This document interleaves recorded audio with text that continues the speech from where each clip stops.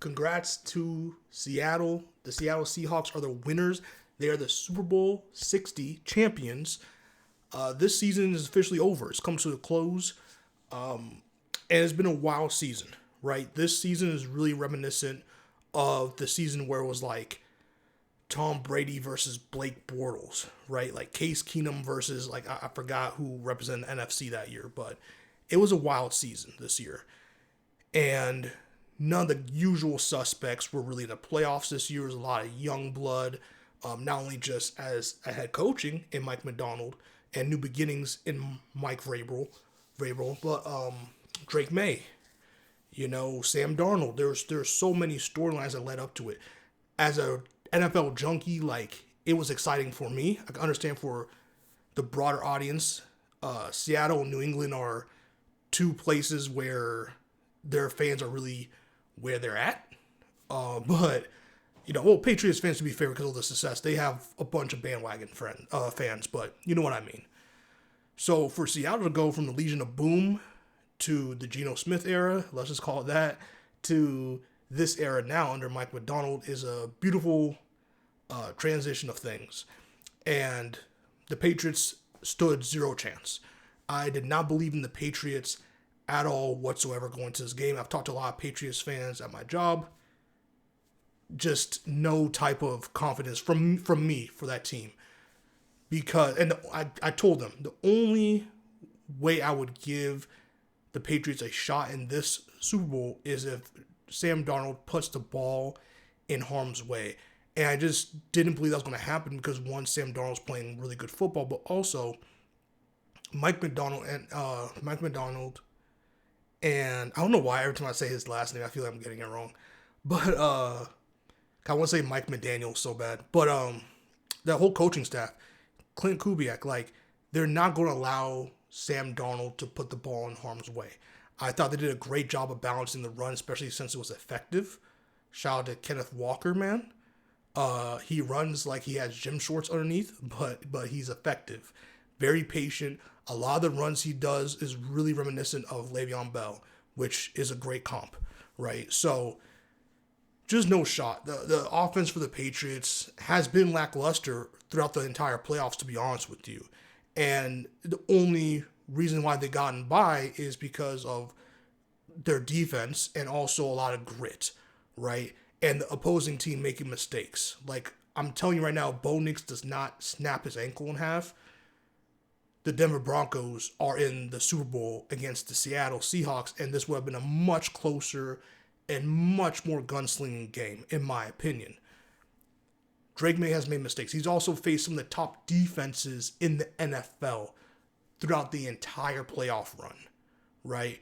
Which is why that number one seed was so important, but they didn't get it. So they had to go op against op against op. And it wasn't for CJ Stroud doing his damn near best to make sure the Texans got an early exit.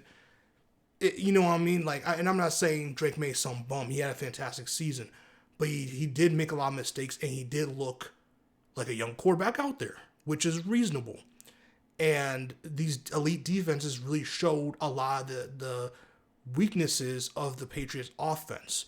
The offensive line, their tackle game bullied every single snap. And Drake May turned the ball over with fumbles, interceptions. The fumbles are definitely a problem that got highlighted in this game, right? And to be fair, again, the O-line is getting decimated and he's running for his life, but he still is missing really easy routine throws, overthrowing guys. His internal clock was super sped up. He was just overwhelmed. And it happens. He's like a year two quarterback. It happens. The leap he had from year 1 to 2 is amazing, and there's no reason to indicate that he will fall back like CJ Stroud did. With that being said, they could use some help on the receiver side. They could use some help in the O-line side for sure. All right? Because if you don't take care of this offense, Drake May will regress. You don't want that. All right? You want to keep his progression going, but to do that, the offense has to keep going as well. Not mad at Josh Daniels, or is Josh McDaniels? I forgot. Josh McDaniels, the offensive coordinator for the Patriots. Not mad at his play calling. I still think he's one of the best play callers in the history of the sport. And I think you retain him for as long as you can until his offense starts getting a little unimaginative. But I feel like he's done a pretty good job, at least on the offensive play calling side of the ball, to keep the game where it needs to be offensively. I just think they need way more talent. The Patriots have not had talent on the offensive side of the ball as a collective in a long time. And though I think their offense is good, I just don't think it's good enough to win against elite defenses consistently. Okay, because again, CJ Stroud had a terrible, like all these defensive like greats, their offense has been really shaky with a quarterback that's either out or playing horrible. I mean, historically horrible football. So can't do it because you see what happens when you face an elite defense with a quarterback that is playing good enough. Not taking anything away from Sam Darnold, but he didn't have to be Superman. He didn't have to be fantastic. He could just, hey, make the throws where they're at. Do not turn the ball over and try to avoid as many sacks as possible because the pressure from the Patriots D-line was there. And they got to him a couple of times. He did a great job not making mistakes where Denver did and where Houston did offensively, right? And that's what you want. And I'm sure they looked at that tape for 2 weeks and it's like, hey, these are what got these other teams beat. The Patriots are nothing special on paper as a team. As a team, they're good, but they're not great. And they beat a lot of great, historically great teams by doing X, Y, and Z. Okay? And one of the things I saw in this game is reminiscent to the Ravens game a couple weeks ago in that Sunday Night Football game where Lamar got hurt. Okay? If it wasn't for this stupid stick to this rotation thing, Derrick Henry was destroying, and I mean obliterating the Patriots defense. Okay? And I'm not saying the Patriots defense can just run her over, but if you have an elite running back, or at least a running back that is very good and can see the holes and can just run north-south, and your offensive line can at least get that push and be dominant, you're going to win. The Ravens' O-line is trash. It's really bad this season. So if the Ravens could do it, granted, again, Derrick Henry is a future Hall of Fame running back, okay? But with that being said, if you have at least a good offensive line that can establish this dominance, especially against a really tired Patriots defense that keeps having to come out there, and you have a running back like Kenneth Gainwell, like Kenneth Walker, you're going to win. You're going to win those battles. So for them to run the ball as effectively as it did, it helped open up the play action. And it helped establish some good stuff. Shout out to Cooper Kupp. When JSN went down, Cooper Kupp was the main target because Gonzalez was locking shit down all game for the Patriots defense. But Cooper Kupp showed that he's a veteran. He showed why. I think Cooper Kupp is a Triple Crown winner too, if I'm not mistaken. I could be wrong. I need to fact check that. But he's one of the best receivers in the league. At one point, he was literally the best receiver. He had, I think like the best statistical season for a receiver that receiver could ever have. Right, like he's that guy. He's a future former Super Bowl winner, and I think he won MVP in that game as well against the Bengals. So he's no bum, okay? And he showed that he can still play at a really good level despite his many injuries that got him traded in the first place. So, yeah, he stepped up big time when they needed it to. The defense stepped up. That pick six was legendary. I mean, Seattle was on that. It was belt to ass.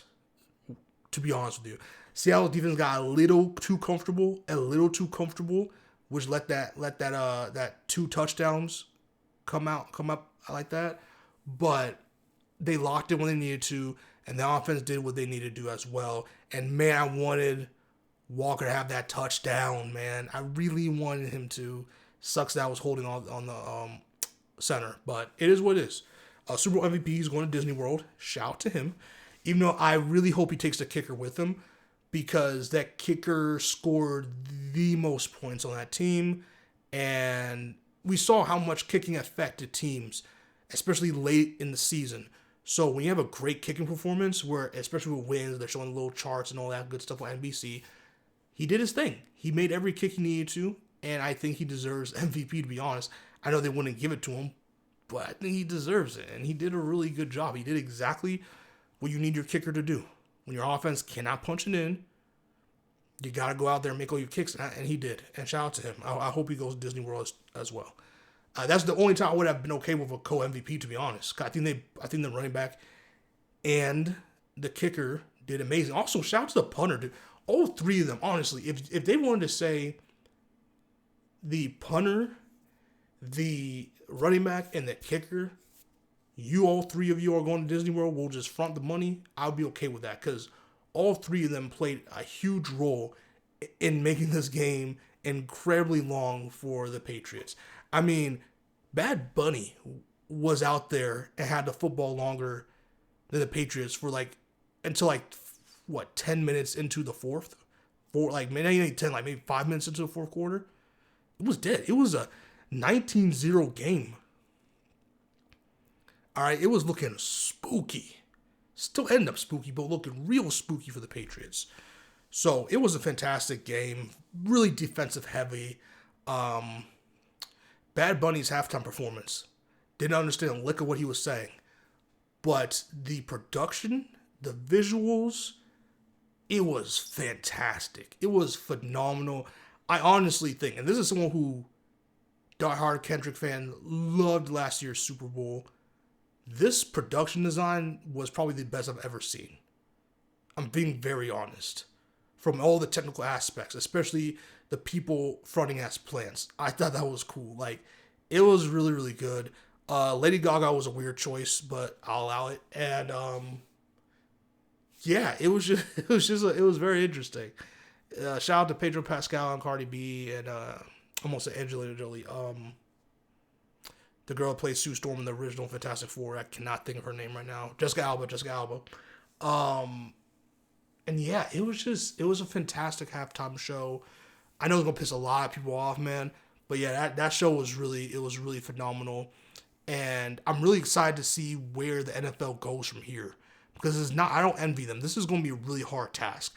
Because they've gotten out, they've done the big people. They really have. And I think next year's in LA, if I'm not mistaken. And you've already done Kendrick. So you can't possibly go back to Kendrick again for part 2. I don't think you can. If it is in LA, I'm almost positive it's in LA next season. So I don't think you can go to Kendrick again. But at the same time, last time they did LA artists, or at least feature heavy LA artists with Dr. Dre, Kendrick, Snoop Dogg, do you do that again? But except a different roster of LA. But then who's but those are the biggest names that, you know what I mean? So it's hard. But California is close to Asia. So is this the year, or is that the year where a K-pop group will finally take the stage? Because K-pop is very popular. My predictions go either a popular K-pop group. I'm not into K-pop like that, so I don't know what band would be, or I don't know what group would be so big that a lot of people, you'll get Bad Bunny, Kendrick numbers. I don't know if that's possible. I don't know who's to that level. So if you're a K-pop fan, let me know if there's a band that you think has that kind of appeal that would drive fans to watch that halftime show. So that's a possibility. I think it's a long shot. It's a possibility Jay says, fuck it, I'll do it myself. Does Jay do it with a feature from Beyonce and Kendrick? Who knows? Do they let Kendrick spin the block with a part 2? I don't see that. I feel would Kendrick even want to do that with the NFL? It feels, I don't think they've ever even done something like that before. So do they say, hey, Kendrick, you're in LA, or we're in LA, you're still coming off of a hot streak, do you want to come spin the block again and be the music performance in your own hometown? What will that mean to you? I don't know. What would be cool, my dream, would be an Outkast reunion at the Super Bowl.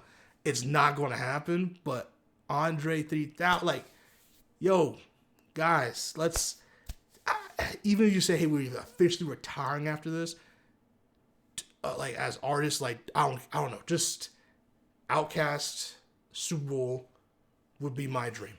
That would be my dream. Not going to happen, but that'll be great. But yeah, I'm really interested to see who they pick because I just don't know who you pick for LA. And no matter what the Super Bowl is going to be, but specifically if it's in LA, I don't know who you pick. Like, I just don't know. Do you spin the block again with Dre and the others? Do you? But you already did that, so like I don't know. I don't envy them. I don't know who you pick, and I could be forgetting someone on the top of my head, but like I just don't know who you pick. So it would be interesting to see what they do for next year's halftime show. Let me know down below in the comment section who you would like to see or who you think they're going to pick for the Super Bowl halftime show next year. It could be Sabrina Carpenter. It could be.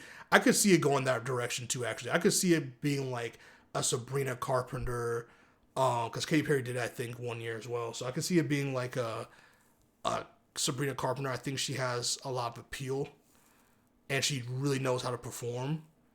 So I could see Sabrina Carpenter doing it. That would be insane. But I don't know, for LA, I just don't know if they would do that. But I can see her time coming in the next like couple years. I could see that coming. They already did Rihanna, so like yeah, I don't know. I can see Eminem. I know he did it last time in LA, part of Dre and them.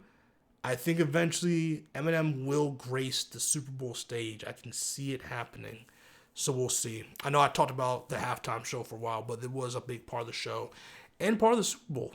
It is.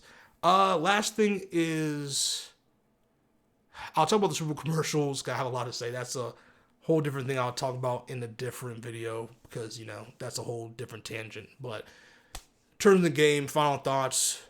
Congratulations, Sam Darnold. Great game from the Seahawks. I knew the Seahawks were going to be overwhelming. They're just too good of a defense and too potent offense. And this offense didn't even operate really well.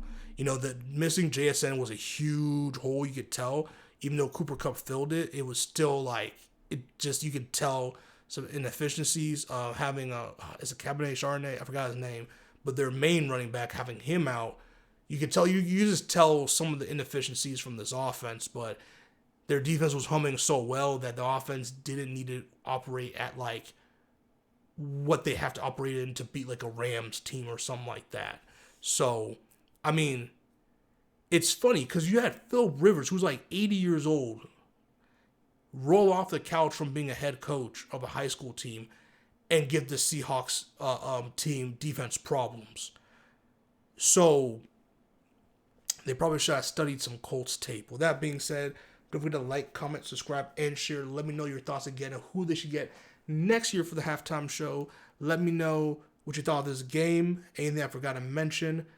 See you on the next one. Peace.